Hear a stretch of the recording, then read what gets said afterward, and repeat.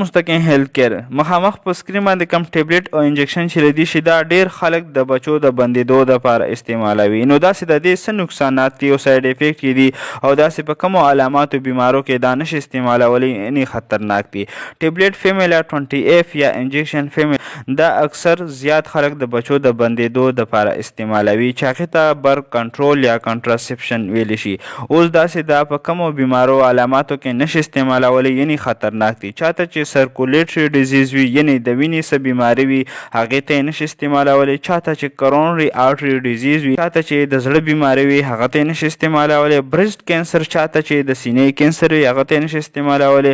بلډ کلوټینګ ډیزیز چاته چې د وینې د جمع کېدو څه بیماري وي هغه ته یې نشي استعمالولی. او چاته چې هیپیټیک کارسینوما یعنی ته یې څه کینسر لګېدلی هغه ته یې نشي استعمالولی یعنی خطرناک دي. اوس که چېرې دا زیات وخوړی شو یا زیات استعمال شو نو کم داسې نقصانات او ساید افیکټ دي چې دا یې راولي.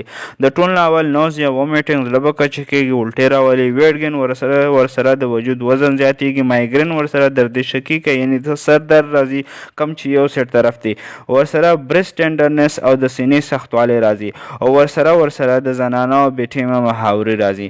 همدغه شان انفارمیشن لپاره تاسو مستقیم هیلث کیر فالو، لایک، سبسکرایب کې. شکریه. الله حافظ.